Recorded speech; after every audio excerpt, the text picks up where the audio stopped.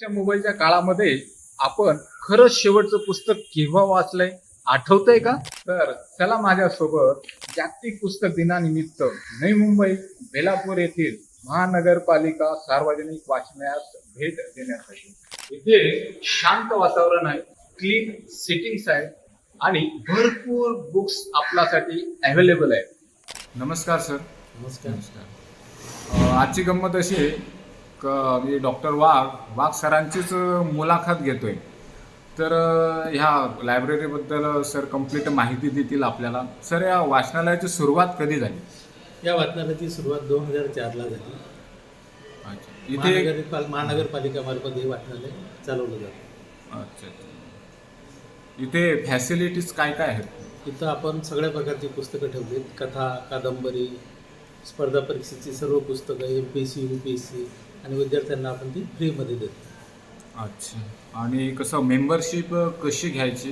Membership अभ्यासिका सभासद फक्त 50 रुपये महिना फी देतो आपण. पुस्तक शाखेला 150 रुपये डिपॉझिट आणि 20 रुपये महिना. 20 रुपये महिना आणि डिपॉझिट 150 रुपये डिपॉझिट. 150 रुपये डिपॉझिट.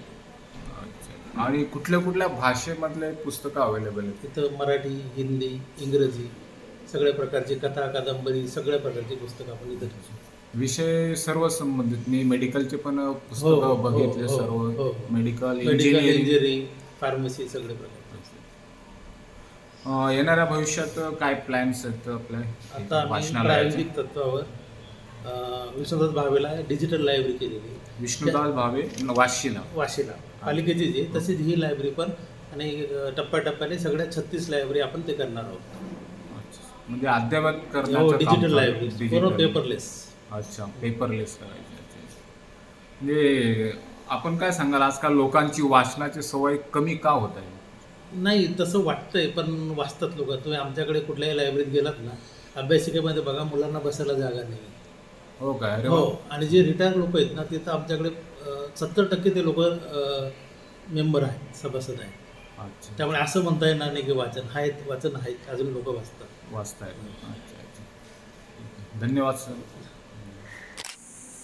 इथल्या वाचनालयातील स्टाफ आहे सदैव हसतमुख, सर्वांना मदत करणारे, सहकार्य करणारे, पटकन पुस्तक शोधून देण्यातही मदत करतात. आणि कॉम्प्युटराईज झाल्यामुळे कुठलं पुस्तक कुठे ठेवलेलं आहे आणि हे पण कळतं त्यांना, आणि पटकन ते सांगतात कुठल्या रॅकमध्ये वगैरे आहेत, किंवा स्वतःही काढून देतात कधी कधी. तर आता यांनाही थोडेफार प्रश्न विचारूया जागतिक पुस्तक दिनानिमित्त. काय नाव मॅडम आपलं? माझं नाव अनुश्री. अच्छा, अनुश्री. हां. इथे किती वर्षापासून कार्यरत आहे? काय? मी इथे 6 वर्ष झाली कार्यरत. अरे वा, चांगलं आहे. तर एवढ्या अनुभवानंतर काय वाटतं, लोक कोणत्या प्रकारची पुस्तके जास्त वाचतात? कथा, कादंबरी, चरित्र हे जास्त वाचतात पुस्तकं. अच्छा. मराठी जास्त मराठी प्रेफर जास्त केलं जाते? वाचतात. आणि कोणत्या वयोगटातील लोक जास्त वाचन करतात 30 असं ते वाटतं? 60 पर्यंत रिटायरमेंटला जे काही आलेत ना सभासद ते, आणि 30-35च्या वरतीच अच्छा. वयोगटात ते. आणि जे तरुण मुलं किंवा जे स्टडीला येतात ते फर्स्ट फ्लोअरला तुमचं अभ्यासिका आहे, तिकडे ते तिथे अभ्यास बसतात, करतात. स्टडी करतात. हां. तिथलं कसं आहे तुमचं, म्हणजे चार्जेस किंवा कसं आहे? आपण जे नवी मुंबईमध्ये राहतात सभासद त्यांच्यासाठी आपण फर्स्ट प्रेफरन्स देतो. त्यांना मंथली फी आहे 50 रुपये आणि 5 रुपये प्रवेश वर्गणी, असं ती प्रोसेस असते फीजची. 1 महिन्याची फी 50 रुपये. अच्छा. तुम्ही कोणती 2-3 पुस्तके रिकमेंड कराल लोकांना अवांतर वाचनासाठी? कुठलं वाचायला एक पाहिजे? रावण आहे आणि रावण. रावण आणि एक छावा म्हणून आहे. ते छावा तर जुनच आहे आणि रावण एक आहे. बरोबर. लहान मुलांना वाचण्याची सवय कशी लावावी की, किंवा मुलांसाठी इथे काय पुस्तकं अवेलेबल आहेत तसे? आपल्याकडे चित्ररूपी पुस्तकं आहेत बालवाचकांची, तर ती आपण त्यांना असं स्टोरी टेलिंग सारखं चित्र दाखवून आपण त्यांना वाचनाची आवड निर्माण करू शकतो. आजच्या तरुण पिढीला तुम्ही काय मेसेज द्याल जागतिक पुस्तक दिनानिमित्त? एवढंच देईन की अवांतर वाचन पण त्यांनी केलंच पाहिजे, आणि पुस्तक जे काही त्यांचं परीक्षेचे स्टडी रिलेटेड अभ्यास चालू आहे त्यासोबतच कथा, कादंबरी, चरित्र हे वाचलं पाहिजे त्यांनी. आपल्या पुस्तकांचे जे आहेत, आपली कथा, कादंबऱ्या वगैरे ह्या सगळ्या त्यांनी वाचल्या पाहिजेत. साधारण किती सभासद असतील आपल्या वाचनालयाचे? म्हणजे पुस्तक शाखेचे पुस्तक की शाखा. पुस्तक शाखेचे आहेत आता सध्या 41 आणि आजीव सभासद जे आहेत म्हणजे ते लाईफ टाईम मेंबर असतात आपल्याकडे ते आहेत 105. अरे वा, चांगलं आहे. आणि अभ्यासिकासाठी किती मुलं येतात किंवा काय? अभ्यासिकेसाठी आपल्याकडे 1000च्या वरच ॲडमिशन होतात दरवर्षी.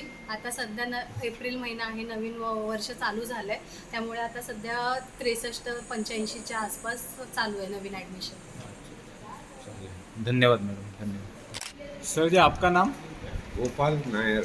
गोपाल नायर. सर, आप कितना साल से यहाँ पे लाइब्रेरी को ज्वाइन? 10-12 साल से ज़्यादा ही हो. 10-12 साल से. अच्छा. There are a lot of things that people have to know. So this will come out of reading, and if there are people don't read, then the writers will get disappointed, and they will go to some other media to, you know. हे वाचनालय खूप छान आहे, प्रशस्त आहे. इथे बसण्यासाठी छान चेअर आहेत, डेस्क आहे सेपरेटली आणि स्टाफ पण इथला खूप चांगला आहे. घरापेक्षा इथे स्टडी बेटर का वाटतं? म्हणजे घरामध्ये मेन म्हणजे घरचे लोक असतात. दुसरे म्हणजे घरी माणूस झोपतो, आराम करतो. लायब्ररी झाल्यानंतर बाकीचे मुलं अभ्यास करताना असतात, त्यामुळे आपण पण अभ्यास करतो. थोडक्यात म्हणजे डिस्ट्रॅक्शन कमी होतं. Yes. मोबाईल व्हर्सेस बुक आपल्यास काय फरक जाणवतो सर? मोबाईल वाचन दोघांमध्ये काय फरक सांगाल?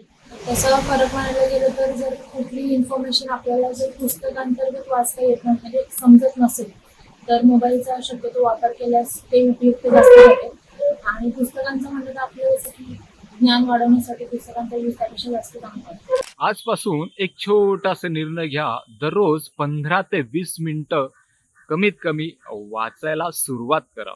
मोठे यशस्वी लोक रोज नियमित वाचतात.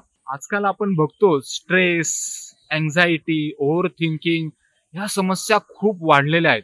जसे योगा, प्राणायाम, मेडिटेशन, सकाळी सूर्यप्रकाशाचे किरणे घेणे, संगीत ऐकणे, गाणे ऐकणे या जशा नॅचरल थेरपी आहेत तसेच वाचन ही एक नॅचरल थेरपी आहे. आजचा व्हिडिओ आपल्याला नक्कीच आवडला असेल तर कृपया याला शेअर करा, कमेंट करा. आपल्या कमेंटची मी वाट बघतो. असेच हेल्थ आणि एज्युकेशनशी रिलेटेड आमचा चॅनल आहे, कृपया सबस्क्राईब करा. धन्यवाद.